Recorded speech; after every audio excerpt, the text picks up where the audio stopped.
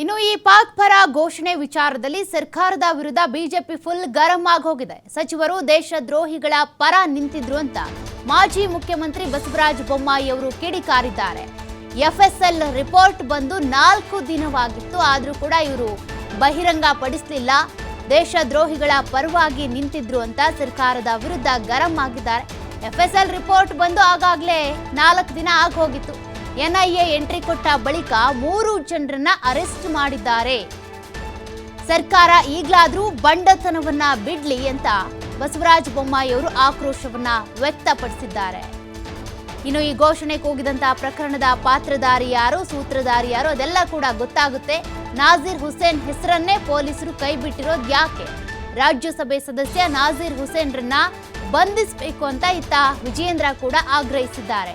ಪಾಕ್ ಪರವಾಗಿ ಘೋಷಣೆ ವಿಚಾರದಲ್ಲಿ ಸರ್ಕಾರದ ವಿರುದ್ಧ ಬೊಮ್ಮಾಯಿ ಅವರು ಕೂಡ ಗರಂ ಆಗಿದ್ದಾರೆ. ಇತ್ತ ವಿಜಯೇಂದ್ರ ಕೂಡ ನಾಜೀರ್ ಹುಸೇನ್ ಅವರನ್ನ ಬಂಧಿಸಿ ಅಂತ ಆಗ್ರಹಿಸಿದ್ದಾರೆ.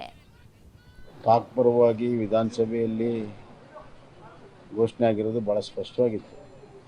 ಆದರೂ ಕೂಡ ಕೆಲವರು ಅದನ್ನು ಏನೂ ನಡೆದಿಲ್ಲ ಅನ್ನುವಂಥ ಒಂದು ರೀತಿಯಲ್ಲಿ ದೇಶದ ವಿರುದ್ಧ ಘೋಷಣೆಗೆ ಹೋಗುವಂಥ ದೇಶದ್ರೋಹಿಗಳ ರಕ್ಷಣೆಗೆ ನಿಂತಿದೆ.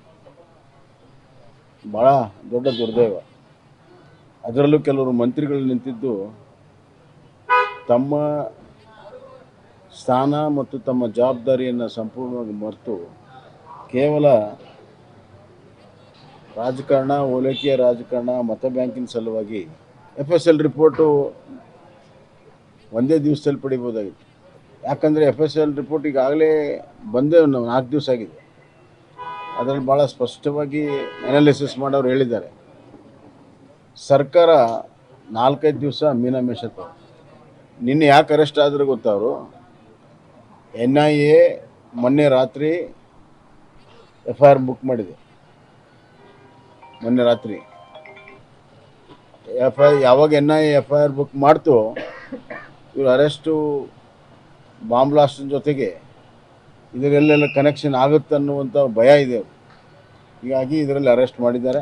ಈಗಾದರೂ ಸತ್ಯ ಹೊರಗಡೆ ಬಂದಿದೆ. ಪತ್ರಕರ್ತರನ್ನ ವಿನಾಕಾರಣ ವಿಧಾನಸೌಧದ ಒಳಗಡೆ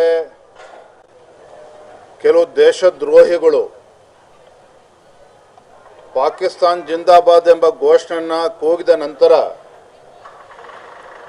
ಭಾರತೀಯ ಜನತಾ ಪಾರ್ಟಿಯ ನಿರಂತರ ಹೋರಾಟದ ಪ್ರತಿಫಲವಾಗಿ ನಿನ್ನೆ ದಿನ 3 ದೇಶದ್ರೋಹಿಗಳನ್ನು ಬಂಧಿಸಿದ್ದಾರೆ. ಇಲ್ಲಿ 2 ವಿಚಾರಗಳು. ಮೊದಲನೇದಾಗಿ, ಇನ್ನು ಈ ಕ್ಷಣಕ್ಕೂ ಸಹ ರಾಜ್ಯ ಸರ್ಕಾರ ಎಫ್ಎಸ್ಎಲ್ ವರದಿಯನ್ನು ಇವತ್ತಿಗೂ ಕೂಡ ಬಹಿರಂಗಪಡಿಸಿಲ್ಲ. ಎಲ್ಲೋ ಒಂದು ಕಡೆ ಖಾಸಗಿ ಎಫ್ಎಸ್ಎಲ್ ರಿಪೋರ್ಟ್ ಬಹಿರಂಗ ಆಗಲಿಲ್ಲ ಅಂತ ಹೇಳಿದರೆ ಇನ್ನೂ ಕೂಡ ಈ ದೇಶದ್ರೋಹಿಗಳನ್ನು ಬಂಧಿಸೋದಕ್ಕೆ ರಾಜ್ಯ ಸರ್ಕಾರ ಮೀನಾಮೇಷ ಎಣಿಸ್ತಾ ಇತ್ತು ಅಂತ ಕಾಣ್ತದೆ. ಯಾವ ಕಾರಣಗಳಿಂದಾಗಿ ಇವತ್ತು ಕೂಡ ರಾಜ್ಯ ಸರ್ಕಾರ ಎಫ್ಎಸ್ಎಲ್ ರಿಪೋರ್ಟನ್ನು ಬಹಿರಂಗಗೊಳಿಸೋದಕ್ಕೆ ಸಾಧ್ಯ ಆಗ್ತಾ ಇಲ್ಲ, ಇದಕ್ಕೆ ನಮಗೆ ಉತ್ತರವನ್ನು ನೀಡಬೇಕು. ಎರಡನೇದು, ನಾವು ಅವತ್ತು ಕೂಡ ಅಂದಿನ ಪೊಲೀಸ್ ಠಾಣೆಗೆ ಭೇಟಿಯನ್ನು ಕೊಟ್ಟು ನಮ್ಮ ಶಾಸಕರು ಎಲ್ಲರೂ ಕೂಡ ಕಂಪ್ಲೇಂಟ್ ಕೊಟ್ಟಿದ್ವಿ. ಆದರೆ ಯಾರಿದ್ರಲ್ಲಿ ಪ್ರಮುಖ ಪಾತ್ರಧಾರಿಗಳು, ಸೂತ್ರಧಾರಿಗಳು,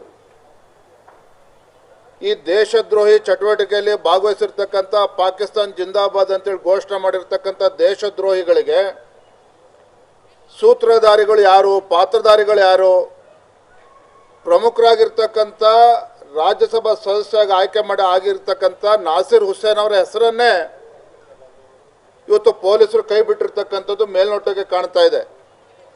ನಾನಿವತ್ತು ರಾಜ್ಯ ಸರ್ಕಾರವನ್ನು ಒತ್ತಾಯ ಮಾಡ್ತೇನೆ,